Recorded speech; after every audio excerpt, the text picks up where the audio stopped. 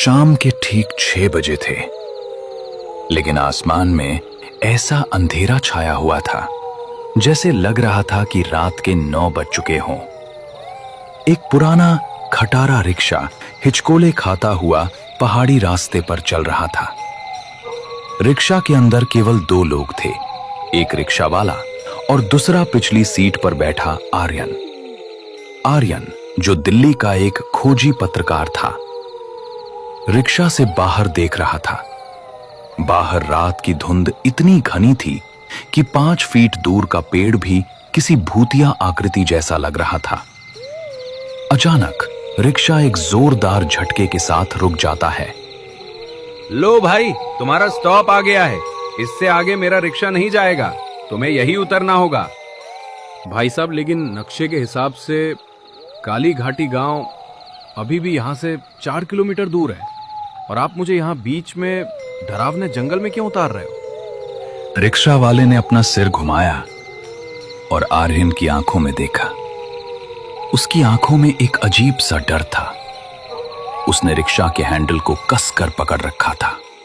बेटा, तुम यहाँ नए हो क्या? इस रास्ते पर शाम ढलने के बाद कोई भी गाड़ी या इंसान काली घाटी गांव की सीमा पार नहीं करता। वो सामने जो पुराना बरगद का पेड़ देख रहे हो ना बेटा, उसके पार करते ही काली घाटी गांव का रास्ता शुरू हो जाता है। मेरा रिक्शा उस रास्ते से नहीं जाता। अरे तो भाई, मैं 4 किलोमीटर इस जंगल के रास्ते से इतनी रात को मैं क्या चलकर जाऊंगा क्या? और आपको डर किस बात का लग रहा है? इस रास्ते से क्या डाकू रहते हैं क्या? रिक्शा वाले की आंखों में अब और भी गहरा डर उतर आया था। उसने कांपती हुई आंखों से बाहर इशारा किया। उसकी नजरों में दया नहीं बल्कि चेतावनी थी। डाकू होते तो हम बंदूक लेकर चले जाते बेटा। वहां वो है जिससे बंदूक भी नहीं लड़ सकती, काला पानी। आर्यन को लगा ये ड्राइवर उसे डराने की कोशिश कर रहा है ताकि ज्यादा किराया मांग सके, या फिर ये स्थानीय अंधविश्वास है। उसने बहस करना ठीक नहीं समझा। उसने अपना भारी बैग हाथ में लिया और रिक्शे से नीचे उतर गया। ठीक है भैया, आपका बहुत बहुत धन्यवाद जो आप मुझे यहाँ तक छोड़ने के लिए आए। जैसे ही आर्यन रिक्शा से नीचे उतरा, रिक्शा वाले ने तुरंत अपना रिक्शा पलटा और वापस जाने लगा, जैसे रिक्शा वाला किसी मौत के मुंह से भाग रहा हो। देखते ही देखते रिक्शा वाला रिक्शा लेके उस अंधेरे धुंध में गायब हो गया। अब उस डरावने जंगल में अकेला सिर्फ आर्यन था। सामने घना जंगल और एक जानलेवा सन्नाटा। ठंड इतनी थी कि आर्यन की हड्डियां तक जम गई थीं। उसके बैग में जो टॉर्च थी वो उसने जलाई और आगे रास्ते से चलना शुरू किया। रास्ता पथरीला, कांटों भरा था और दोनों तरफ ऊंचे ऊंचे पेड़ थे।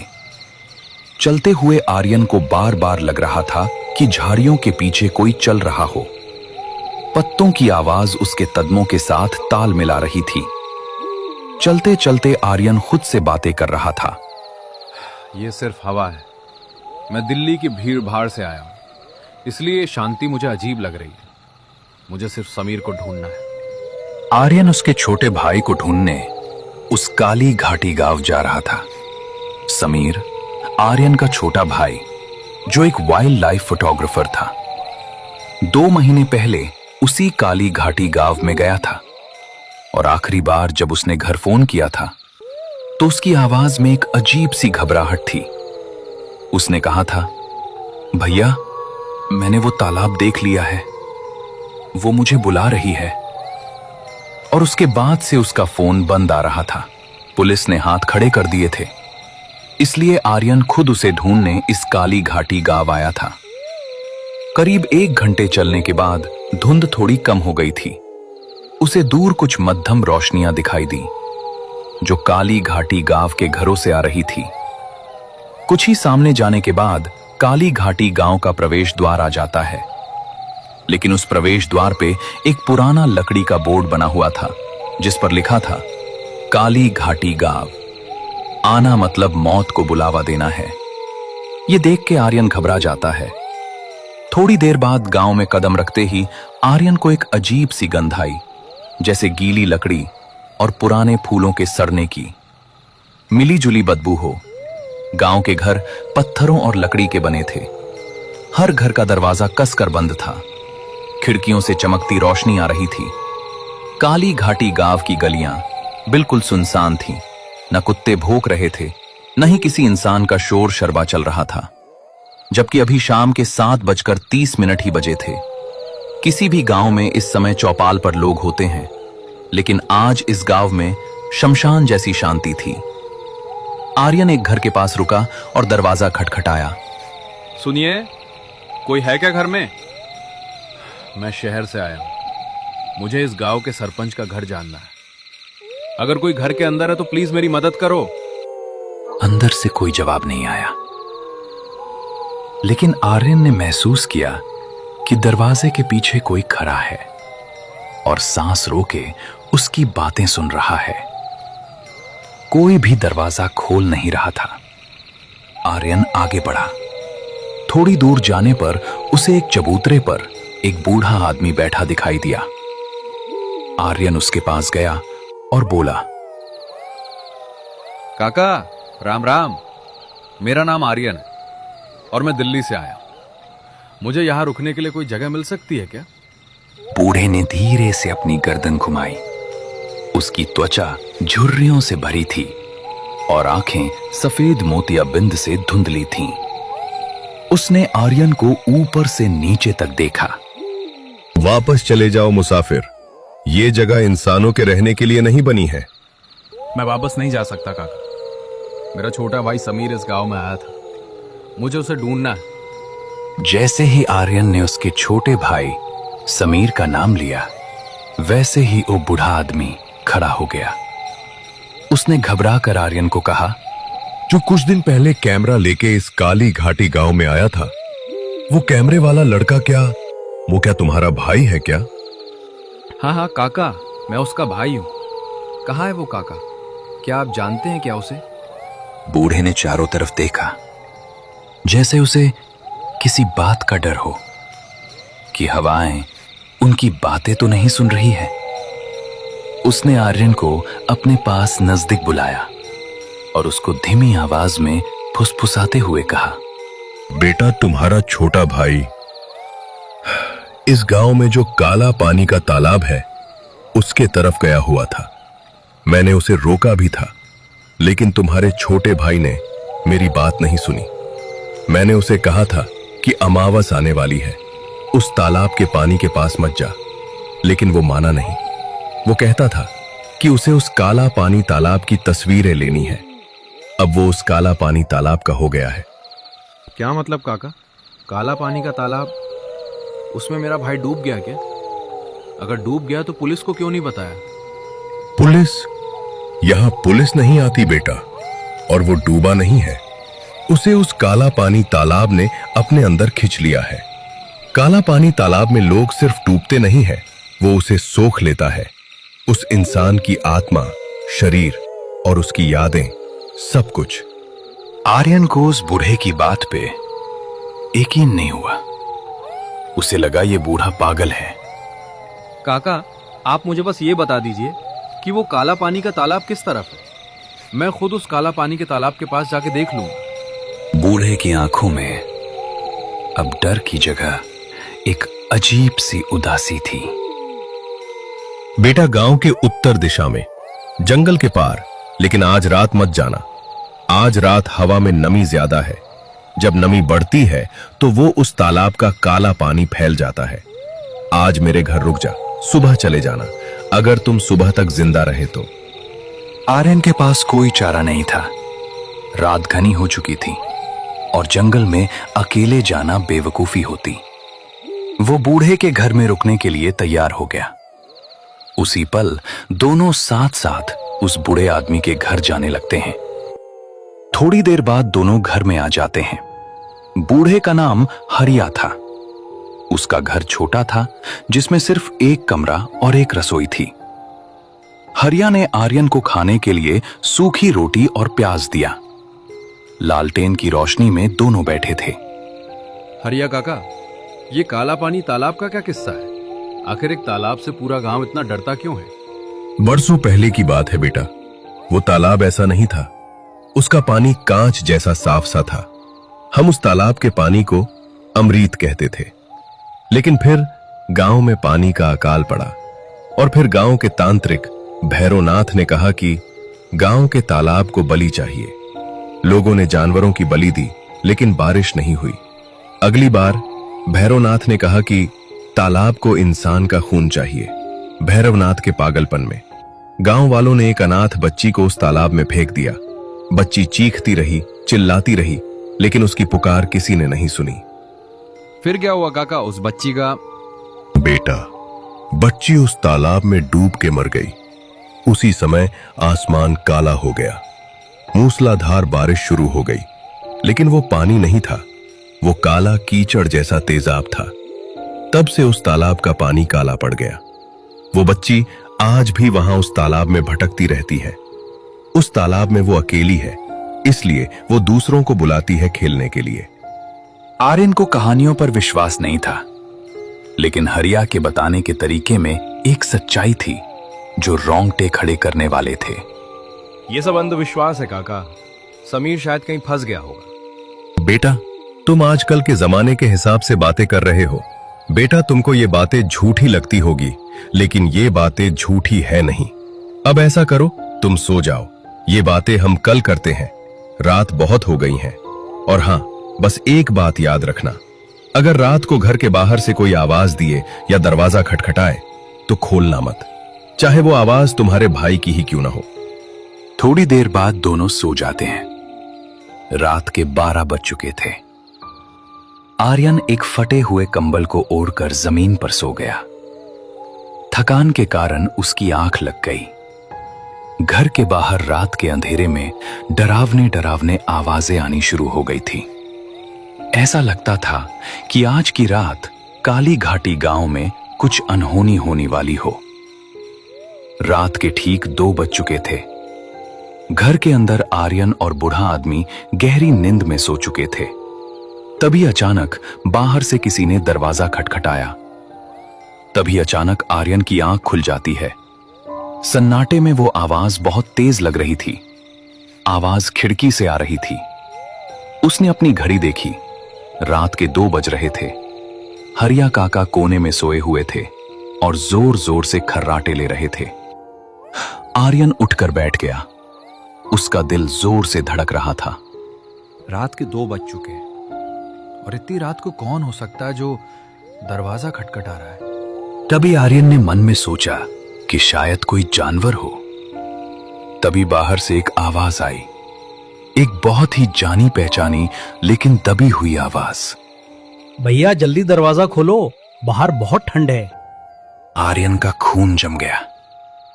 ये समीर की आवाज थी, बिल्कुल वैसी ही जैसे बचपन में जब वो बाहर खेल कर आता था और दरवाजा खटखटाता था। आर्यन तुरंत खड़ा हो गया। वो खिड़की की तरफ जाने लगा। समीर, बाहर तुम हो क्या? हाँ भैया, मुझे इस गांव से ले जाओ, वो आ रही हैं। जल्दी दरवाजा खोलो, मुझे बाहर बहुत ही डर लग रहा है। आर्यन का हाथ दरवाजे की कुंडी पर गया। वो दरवाजा खोलने ही वाला था कि तभी उसे हरिया की चेतावनी याद आई। बेटा, चाहे वो आवाज तुम्हारे भाई की ही क्यों ना हो, भूलकर भी दरवाजा खोलना मत। आर्यन को कुछ समझ नहीं आ रहा था। उधर उसका भाई बाहर ठंड में अकड़ रहा था। तभी आर्यन बाहर खड़े उसके भाई समीर को कहता है, समीर, तुम खिड़की के पास आओ, मुझे अपना चेहरा दिखाओ। आर्यन ने खिड़की के बाहर झांकने की कोशिश की। बाहर घोर अंधेरा था।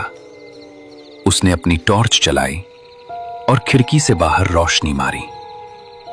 रोशनी पड़ते ही जो उसने देखा, उसके हलक से जान निकल गई, लेकिन आवाज मुंह में ही दब गई।